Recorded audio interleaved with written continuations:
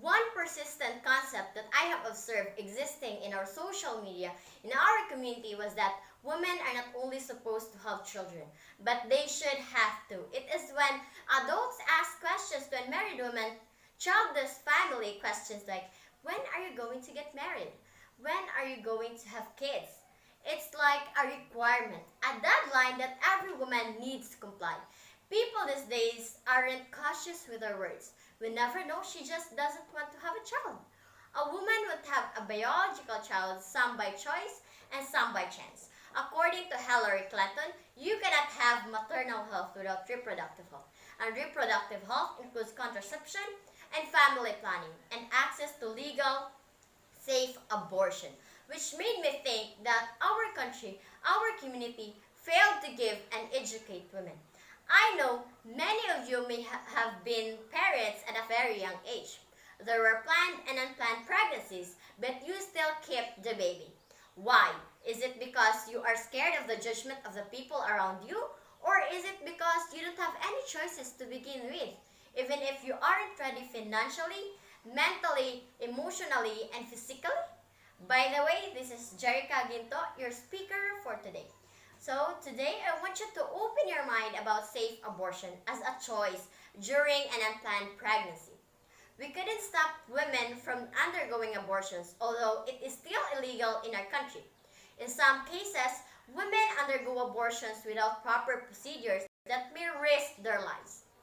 We should respect every woman's choice and rights of their own body. And also from that, we should also know that safe abortion contributes to economic growth and aid overpopulation in our country.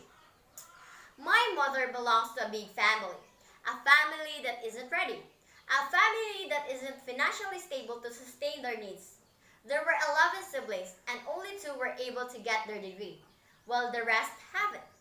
I myself witnessed their struggles as they built their own family due to lack of knowledge about family planning, having no access to contraception or even a safe abortion.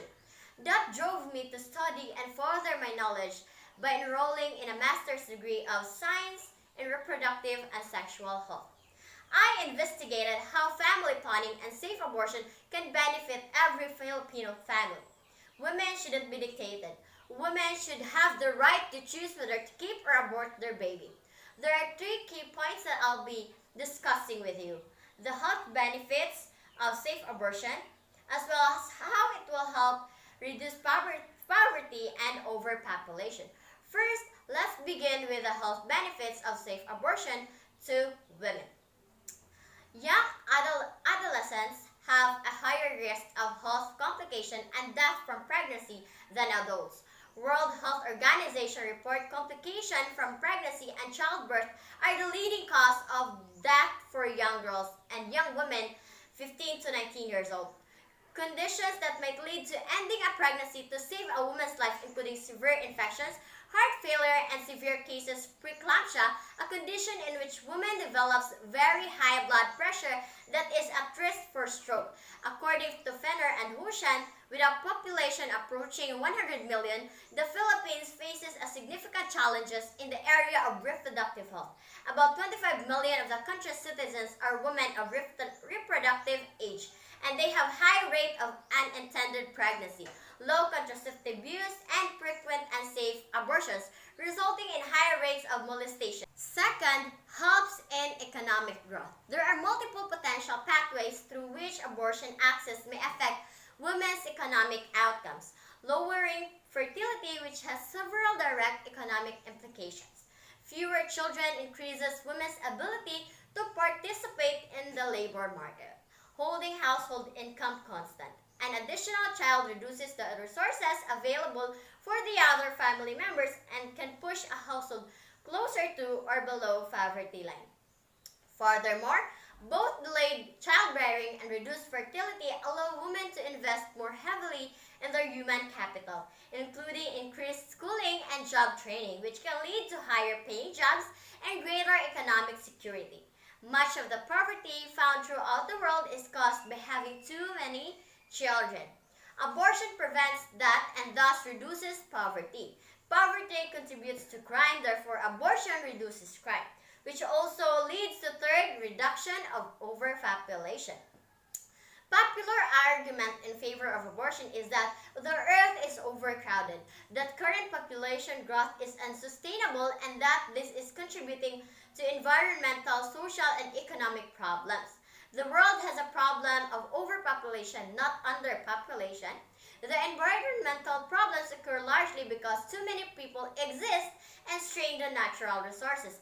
Thus, not creating an extra person is on average good for the society. In abortion, when a mother chooses not to create a person, the person is unwanted and thus probably should not be created. So in conclusion, legalized abortion allows young parents to avoid putting their lives in danger during unsafe abortion procedures. This also helps them prevent any form of cancerous development during an early pregnancy. Also, pregnancy interferes with young women's ability to graduate from high school and to enroll and to graduate from college. On the other hand, planning, delaying, and spacing births appears to help women achieve their educational and career goals, which will ultimately increase our economic growth. And also, environmental issues arise primarily as a result of the existence of too many people who place a demand on natural resources that abortion can contribute to solving the said problem. And before ending this speech, I wanted to leave a quote from Andrew Brian, which says, "More than anything, a person's right to abortion is a person's right to their own body." I want you to know that as long as we're working to ensure that women have access to great, affordable health care, and as long as we are fighting to safeguard a woman's right to make her own health decisions, I'll be right here with you, fighting every step of the way. Thank you for listening.